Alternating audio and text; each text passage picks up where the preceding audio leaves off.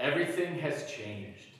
It's a new world of Ohio State football. The Buckeyes getting a win at Michigan State, and now we get to talk about Ohio State in the national context again.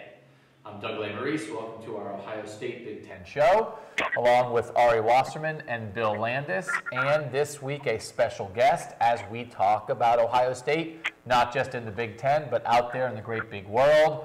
Our good friend, we knew him when he only covered the Big Ten, and now he covers everyone. Adam Rittenberg from ESPN and ESPN.com. Adam, how you doing? I'm doing great, guys. Great to be with you. We wanted to bring you in because we know that you know the Big Ten, but you also know how everybody fits in the national landscape. So as we get ready for the playoff committee to have their third poll of the season tonight, where do you think Ohio State is going to land in the committee's poll tonight? Yeah, Doug, it's interesting. We talked about this earlier today, and I think it's almost the most predictable spot of any team other than Mississippi State and Florida State, which are going to be 1-2, barring a huge surprise. I think Ohio State is going to be no lower than 8 and probably no higher than 8. I'd be surprised if the Buckeyes, as an improving one-loss team, but still one with a really ugly loss on the resume, are any higher than the two teams from the Big 12 that have one loss, TCU or Baylor, Arizona State, which had a big win against Notre Dame this past week, and certainly Alabama is going to be ahead of Ohio State as well. But I also don't think they should be anywhere lower than 8 because they've done more with only one loss and playing better and better than teams like Auburn and Ole Miss. So I think if you see an Ole Miss ahead of Ohio State, there's even more to worry about as far as the playoff path than it seems like there already is. And there are quite a few obstacles that Ohio State will have to get through to get into that final Field of 4. Hey, Adam, this is Bill. You kind of touched on the loss to Virginia Tech as the thing that's kind of holding Ohio State back at this point. When you look at the teams in the race for the playoff right now and you look at their best wins, would you say that Ohio State's win over Michigan State right now is arguably the best win out of all those teams? I would say it's not. I think Baylor's win against TCU, even though that was a home win, and it was kind of a crazy win with some controversy, that's a higher quality win than Ohio State at Michigan State. Not taking anything away from that. I think that's a great accomplishment, especially the way they performed on the second half and the win on the road in a place that Michigan State hadn't lost since 2012. It's a win that will resonate with the committee, I believe, going forward. But I think there's some other wins out there that are a little bit more significant.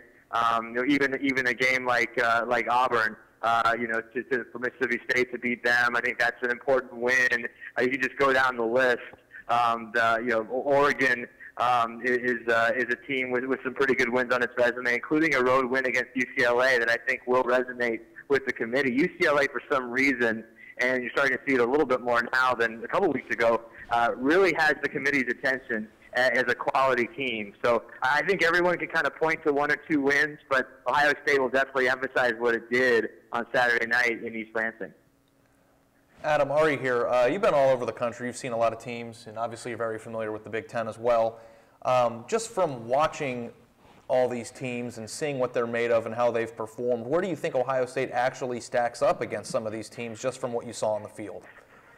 Yeah, Ari, it's a good question. I think the team that we're seeing right now, this Buckeyes team, is one that can go toe-to-toe with just about anyone around the country. They've improved immensely on offense.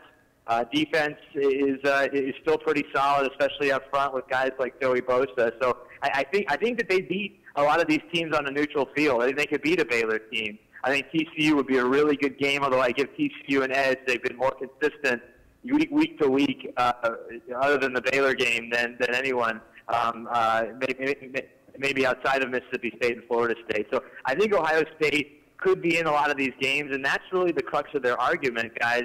They want the committee to ultimately match up these teams at the end and say who would win on a neutral field. That's what Gene Smith told me the basketball committee used to do. So that's where Ohio State wants these members thinking when they make their final choices on December 7th. Adam, when we get in these situations where you're comparing teams from different conferences, What do you think the Big Ten can do or needs to do to try to maybe, improve its perception of how the committee, because the committee is what matters, of how the committee views the Big Ten? Is there anything that's going to change down the line? And maybe how do you think the committee does view the Big Ten right now? It's tough, Doug, to do that this year because the Big Ten really wasted its 2 weeks of major opportunities to do that earlier this season. There are some things that could help. Miami beating Florida State this weekend, for instance, is something that could help in a couple of ways. It obviously takes Florida State, in my mind, out of the playoff discussion. I wouldn't say completely, but likely. And it would help Nebraska, which is a team that beat Miami earlier this year and beat them convincingly in Lincoln. So that's something that can help. But otherwise, there were so few wins of note from this conference against other Power 5 teams early this season that it's just hard to change your perception at this point. Going forward, you need to start winning those games, and that's going to be significant. But Northwestern plays Notre Dame this week. No one expects them to win, and there really aren't any other games out of conference the rest of the year. So I think how it looks is important too. I think the game on Saturday night in East Lansing, that was a good-looking football game. 2 teams that people could watch and say, okay, these 2 teams have a lot of talent. They're not leaps and bounds behind everybody else that we're talking about for playoffs. I think it's also important this week that Wisconsin and Nebraska perform well. And I think for Ohio State's purposes, a Nebraska win would be more beneficial because they're not going to be very far outside the top 10 tonight either. And if Nebraska keeps winning, I think they will enter the top 10 of the college football playoff rankings by the time Ohio State were to face them in the Big Ten championship game. Adam, with the way this thing is shaping up, it could very well come down to a case of the committee deciding between a Big Ten champion or a Big 12 champion for that final spot in the playoff. And you have TCU and you have Baylor on top of the Big 12, and you have Ohio State and Michigan State on top of the Big 10. When you look at those conferences as a whole, how do you think the committee views the Big 10 versus the Big 12, and how do you view the Big 10 versus the Big 12? Well, I think right now you give the Big 12 a slight edge, but I think things are changing a little bit for that conference. I think Oklahoma, if they were to lose again, that would really devalue the Big 12. I think if West Virginia loses maybe to Kansas State next week, you're only talking about a league, guys, with 3 good teams at that point in Baylor, TCU, and Kansas State. Texas is down. Oklahoma State is down. I was talking to Coach Gundy this morning. He said this is probably the worst team they've had in 5 or 6 years there.